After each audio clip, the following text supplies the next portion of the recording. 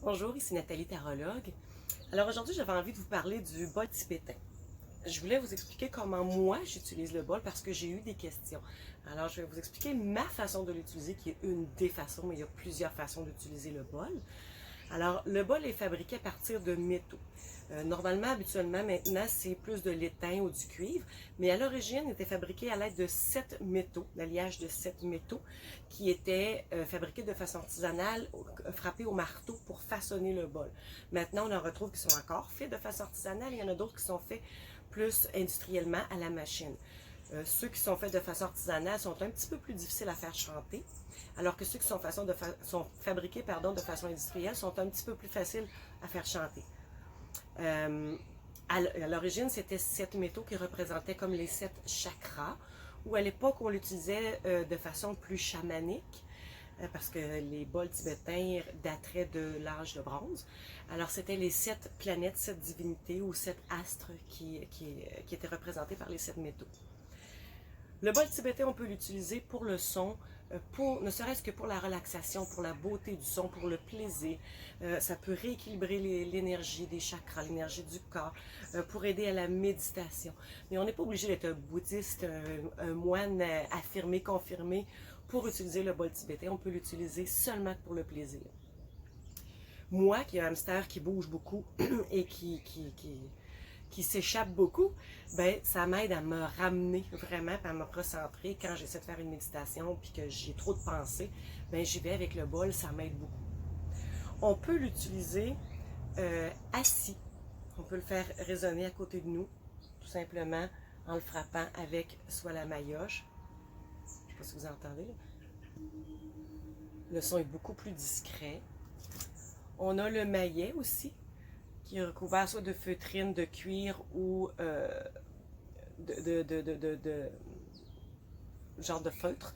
Et le côté bois, alors les sons sont différents.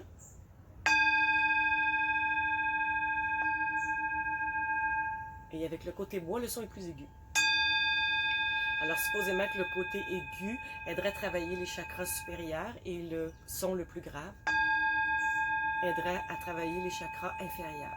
Moi, c'est pour le son, je préfère le son plus grave, c'est moi. Alors on peut tout simplement le poser à côté de nous, le faire résonner et se laisser imprégner par les sons. En fait, le bol tibétain produirait un son, une note, avec deux ou trois harmoniques. C'est pour ça que ce son-là vibre tellement. On peut le faire coucher aussi, même chose, debout. On peut demander à quelqu'un aussi de le faire résonner puis de le promener un petit peu partout autour de nous, des zones du corps, le haut du corps, le bas du corps et un peu partout. Pour le faire résonner, bien, comme je vous expliquais, il y a le maillet, il y a la maillotche aussi, et on peut le faire chanter. Je vais enlever, on a le petit coussinet aussi, et par principe, selon la tradition, on ne pose jamais un bol directement sur une surface. Par respect pour le bol, il doit toujours avoir un petit coussin, puis il y a différents coussins, vous pouvez vous en fabriquer un aussi. Alors on pose, pour le faire chanter, on pose le bol dans la main. Si je le tiens comme ça, je viens tout arrêter les vibrations. Le son est étouffé, la vibration est étouffée. Alors, il y en a qui vont le poser au creux de la main, comme ça dans le plat de la main. Moi, j'aime bien sur le bout des doigts.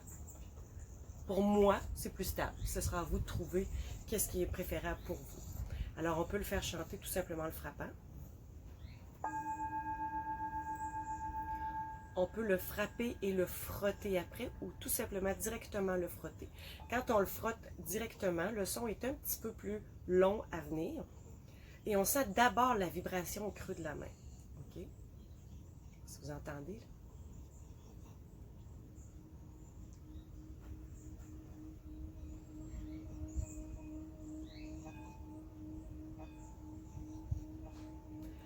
Alors j'appuie avec une certaine fermeté, mais pas trop pour ne pas étouffer le son.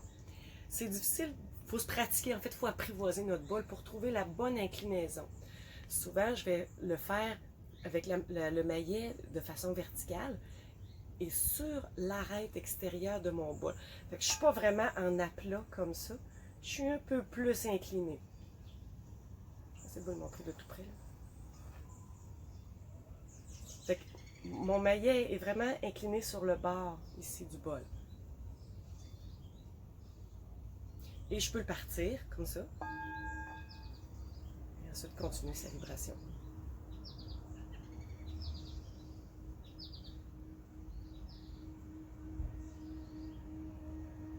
Et ça aide à rester centré, concentré sur le mouvement. Si je vais trop vite, parfois il y a une espèce de son. Pas trop vite. Trouver la bonne vitesse.